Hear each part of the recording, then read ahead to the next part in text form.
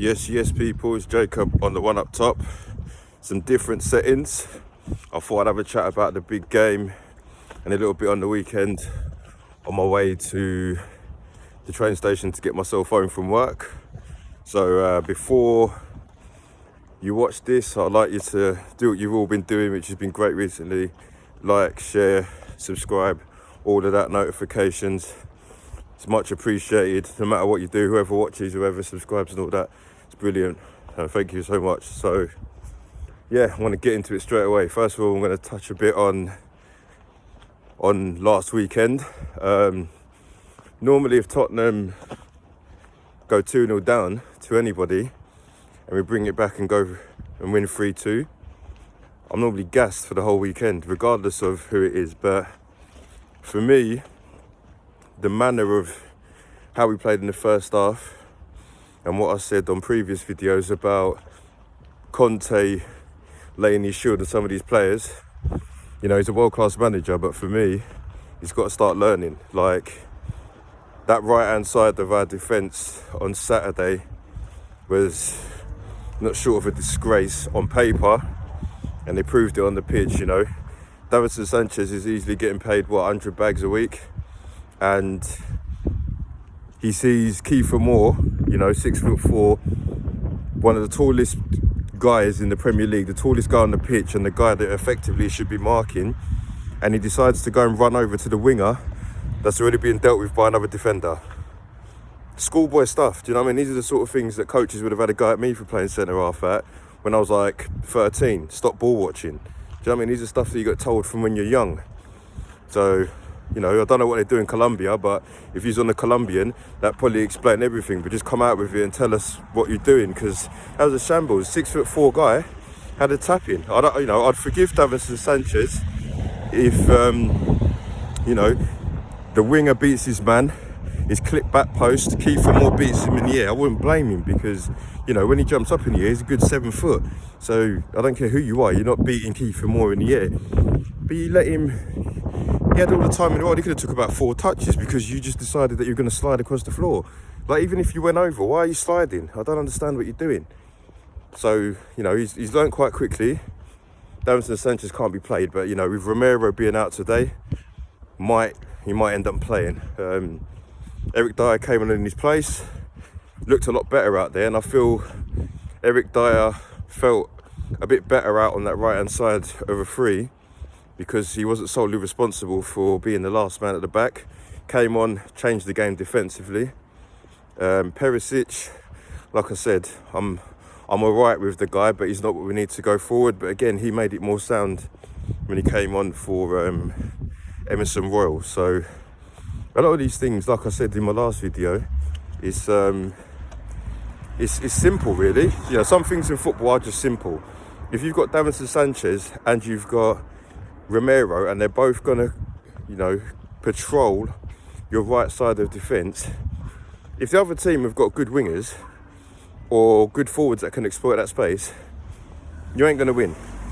Simple as that. You look at both the goals, especially, you know, the first one I've just touched on, but the second one, I mean, the second one was even more so that I think that's even Conte was like, no, these two are crap, because they're both looking at Kiefer Moore.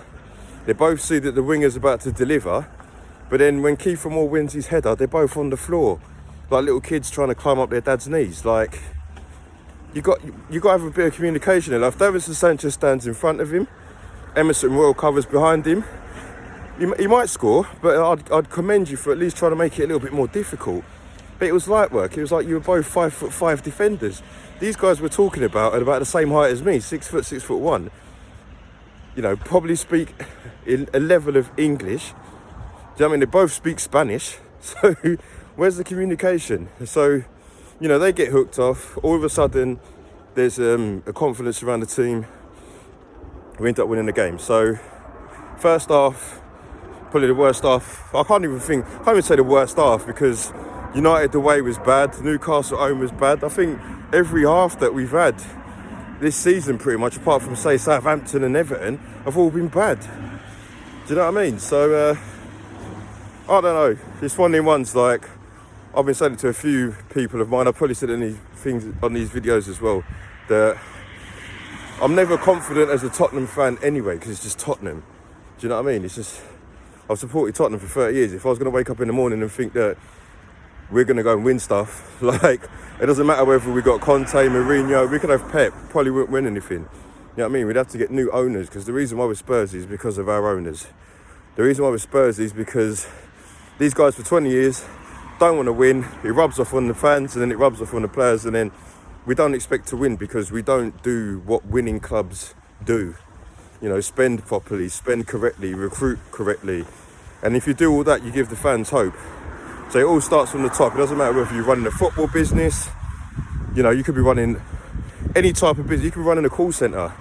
If the guy at the top that owns the business does things properly, it filters down all the way to the cleaner that things are done properly. If the guy at the top's an idiot, you got to expect idiot things in your business. It's as simple as that. So this is what happens with Tottenham. So I'm not going to go too much into that. I'm going to go into tonight's game.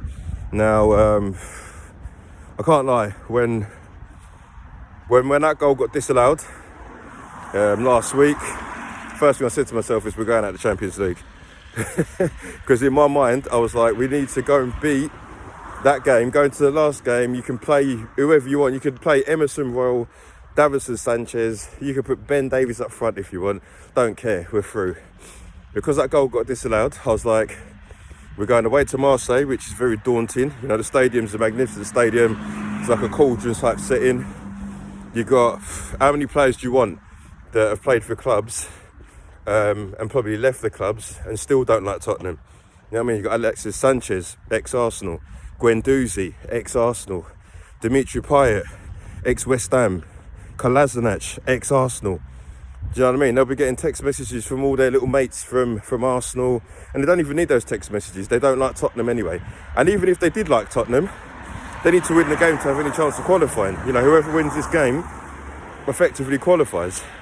You know, I know we need a draw, but you know how football goes. If you go into a game looking for a draw, you don't get it. You end up losing. And to be honest, the way Tottenham play these days, you'd think we're going into every game trying to look for a draw, because I don't see any press until we're 2-0 down. Do you know what I mean? It's like, if you're a seasoned Tottenham fan, you've been watching us this season, or even if you're just a football fan in general, you'll see that when we press, I'm not saying press and go gung-ho, but there's elements to a press. Do you know what I mean? Just push up the pitch 10 metres, 20 metres. You know what I mean? Like when we was under Pochettino, if you had Son, Eriksen and all these guys pushing up, they never turned around to see if anyone was pushing up. It was a standard procedure. I was watching us against Bournemouth, against Newcastle. You know, when Son and Kane went to press every now and again, they kept turning around because they weren't too sure if they were going to leave gaps. And for me, that's where the problem is. There's times where you can press. If we're at home to, you know, no disrespect to Newcastle, you're away to Bournemouth. Why are we trying to counter Bournemouth?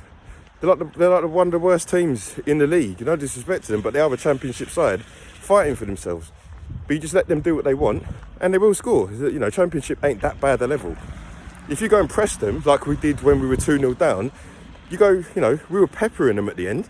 So I don't understand why we've done that quite a lot, because we went 2-0 down to Newcastle, pressed them, played well to get back into the game, but by then it was too late. Bournemouth, you know, 2-0 down, and fair enough, it wasn't too late, but it could have been if we didn't get that last minute winner. And I've said it on various videos of mine and other people's, the way we play, if we ever go 2-0 down, we ain't bringing it back. This is the only time we did it, and it was Bournemouth. You know, I don't think we do that to any other side in the Premier League. We definitely don't do that in the Champions League. You know, if you're trying to win this game tonight, or you're trying to, you know, beat someone over two legs, you play this way of football and go 2-0 down to a PSG.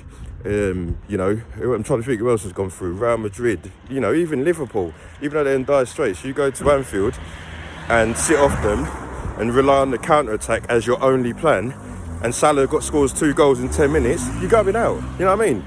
So, for me, it's like, I don't mind the football to an extent, but there's got to be some pressing in this formation. Like, if you've got 8 defensive players, why are we sitting off? Push up, because even if you push up, there's 8 people that are saying, right, we're going to defend. Just push it up 10 yards. Push it up. While we're sitting on the edge of our box, and you know we haven't got the most consistent goalkeeper, so we're pretty much allowing for him to be bombarded, and then we have a guy in for making mistakes, but it's because he's being bombarded. If we push 10 yards up the pitch, he ain't getting bombarded. It's as simple as that. Keep the ball away from our box. That's what we should be doing. Keep the ball away from our box. You know, win the ball in their third, and if we win the ball in their third, we counter with 2 passes rather than 5. I don't know. I whether I'm being a prick or not, I don't know. But some things in football are just simple. You push up 10 yards up the pitch, win the ball higher up, and you can still counter while you've got 5 at the back. I don't understand, because it's not like we've got attacking wing backs, have we? So you might as well just push up. So if I go to this game, I kid you not, I always say I want Tottenham to prove me wrong. I generally don't think they'll do it tonight. It's not me being defeatist, it's not me trying to get up views, because it's not like I'm getting a million views anyway. I'm just doing it because I voice my opinion. I generally don't think this is tailor-made for me to get rinsed out tonight, for me to turn my WhatsApp off and get rinsed by a load of gooners, a load of United fans, and just a load of people in general that know I love Tottenham. So I'm not confident. I feel Marseille will be up for it. No, you know, everybody in this group is going to be fighting. You know, if you go to the other game, Sporting versus Frankfurt, they're in the same situation. You pretty much know you win your game, you're through. You know, Sporting and Spurs effectively know if they draw their game, then they go through. I think it's only us that can afford to draw and go through, to be fair, because I think Sporting, if they draw, but say Marseille win, then they go out. So, but I just don't feel confident. I feel it's going to be an edgy game. I know Marseille are going to take the lead. It suits us to push, because if we push and take the lead, Marseille then needs to go and score 2 goals, because they have to win. I don't think a draw helps them out whatsoever.